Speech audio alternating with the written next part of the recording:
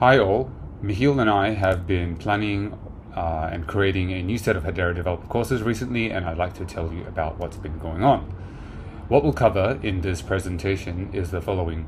The architecture essentially is the structure of how multiple courses and the modules fit together. And we've also got content types, execution plan, resources, and finally we'll end with some demos. Let's start with the architecture. We've organized the content into 3 short courses. We've also got some advanced courses in mind too for the future, and the courses each have a structured syllabus. We'll take a look at the first 3 courses as we have plans for those. The 101 course will include an intro to Hedera, how to query it, how to set up a dev environment, and accounts. The 201 course covers HTS, HCS, and DApps that use HTS and HCS. The 202 course covers Solidity as a programming language and how to use it to create EVM smart contracts, and it covers HSCS and building EVM-based DApps. This is what the overall structure will look like with the prerequisites diagrammed over here. The 101 course doesn't have prerequisites on any other courses. The 201 and 202 courses, both of them require the 101 course to be completed first, and the 300 series courses will require both of the 201 and 202 courses to be completed. This is how we've planned the syllabus for the courses. It has been designed to follow a structure that is compatible with what is used by the Ministry of Education here in Singapore. We don't necessarily have an intent to follow this specific set of requirements, but A, it is compatible and similar enough to most other syllabus structures, and B, it does ensure that to hit the right level of detail in the planning stages prior to execution, it's all there. So for example, the exercise of writing this document, a document like this, forces us to think upfront about what the pedagogy method and methods of delivery will be. And that happened to be particularly useful in focusing our efforts. We'll share this doc with you in the resources section later on. Now let's talk about content types. Now this is important because this is going to be where the majority of the effort goes into for the team in producing this course, at least initially. These courses are going to be video first, with non-video content also present playing a supporting role. In order for certain types of content to work in terms of authorship, delivery to the student, and assessment, we also need some software that is unavailable, and hence custom software is needed for this. For video content, we'll have explainers, labs, and MCQs. The explainer videos are theoretical and they're mainly based on slides. The lab videos are hands-on and they're mainly based on code. The labs will also adopt an approach called Dedict within the pedagogy, and the primary thing here is that it features both a fast no explanations demonstration followed by a slower paced with explanations demonstration. The MCQ videos will feature the same MCQs as the students asked to complete within the LMS, but they're intended to be watched by the student after their attempt within the LMS, and then hear the explanations in the video for why the answers are correct or incorrect. Supporting the video content, we will have non-video content as well. This will consist of 2 types of GitHub repos for labs and assessments. The labs code is the same as the code used in the lab videos, essentially the code used in the demonstrations. The assessment code is not seen in any videos, and the students are expected to apply what they have learnt in the course in order to complete them. There are also instructor guides and student guides. The student guide will contain miscellaneous different materials which are designed around self-study, and also to cater to students who wish to dig a bit deeper into the subject matter within the course. To make this happen, we need some custom software as well. So we'll have a PDF renderer that's able to convert Markdown to PDF, and that PDFs are intended to be downloaded from the LMS. We also have an MCQ renderer which converts from JSON to whatever formats the LMS needs. For example, with Thinkific, which is one of the platforms that we've considered, it needs a Microsoft Excel file with a particular layout for the MCQs to be uploaded. Now, we come to the most complex piece of the custom software, which is assessment grading. Now, the issue here is that standard LMSs typically do not provide any form of automated assessment that works with code submissions. They only really support multiple choice questions. However, you can find a category of software called Online Judge online judges, and they do precisely that. However, they are oriented towards competitive programming, for example, the type that you see in the computer science Olympiads.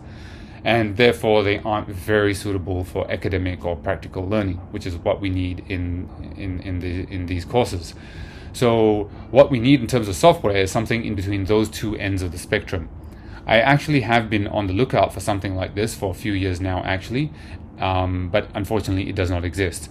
So I bit the bullet and written an MVP version of something that fits this bill, and it turns out that it is quite similar to creating your own unit testing framework, with some adaptations to accommodate the type of learning that we need students to do in an online course, and other adaptations for security concerns surrounding user-submitted code. The way that this works is that first, the student will create a private repo with the solution and shares it with a GitHub account that we control. Now, the instructor runs a script which runs the assessor functions against the code submitted by the student within the private repo. And finally, the assessment grader software collates the execution and assertion results and outputs the overall result. This way, the instructors will be able to be confident in assessing student submissions accurately and consistently, and also be able to be quicker about it too. Next, let's talk about the execution plan.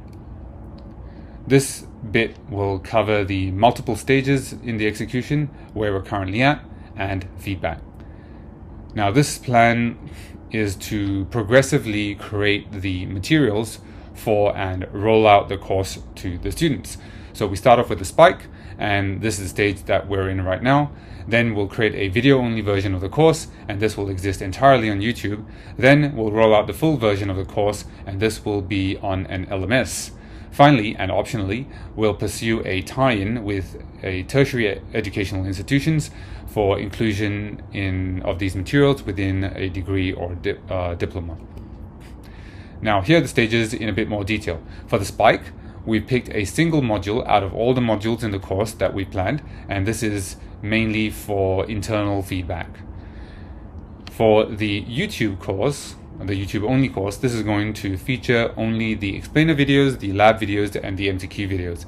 In terms of coverage, this will have a shallow depth, which I define as being just one level deeper than the Hello World or Getting Started guides, and it will also have about half or 2/3 of the breadth compared to the full course that will eventually land in the LMS. We're doing it this way so that we can dive straight into the course content creation, and acknowledging that video content production is the most time and resource intensive to produce, and hence it needs to be front loaded to some extent. The other purpose of the YouTube only version of this course is to act as a teaser and lead magnet for the full course that will eventually land in an LMS.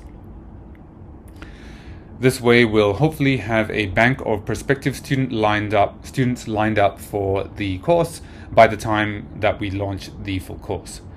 Now, the full course will be on an LMS, and this will also have a shallow depth as defined before, but this time we'll have a full breadth, so we'll cover all the topics planned for the syllabus, basically.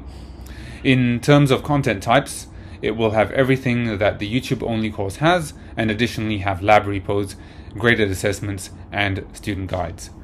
There is also the potential for us to adapt a subset of these materials for a degree or a diploma, and this is more than speculative at the moment, I should say, as I've spoken to higher educational institutions here in Singapore, and one of them have expressed interest in collaborating in exactly this manner. So let's see if this pans out. Now, where are we presently with all of this? Note that we're entirely focused on delivering the 101 course before moving on to the 201 and 202 courses. We're currently in the first stage, in the midst of the spike. We have already completed the non-video content for the spike and created an MVP version of the custom software. We're currently waiting on slide templates to be delivered by an external vendor that we've engaged, and once we've got this, we can complete the spike by recording the video content. So, what happens once we've completed the spike? Well, this is where you come in. We would like you to help us improve the course. Here are some specific types of feedback that we're looking for from you. Remember, the one module that we produced is meant to be exemplary of the modules of the rest of the course. So pretend that this same production and style for that module is extrapolated over all the modules in the course. We'd like to hear your feedback on that hypothetical course that you just imagined. Is the content complete, or are there parts that are missing which should be included, or parts that we can drop? How about the difficulty level? Too easy or too hard? Apart from those, any ideas that you'd like to suggest for this course? Do you have any preferences for the selection of the LMS?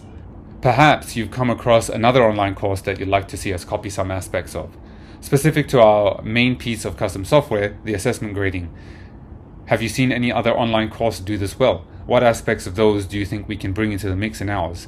Do you think we should use the assessment grader with complete automation, or should it be used to augment a human assessment of student submissions? Let us know. Here are some resources.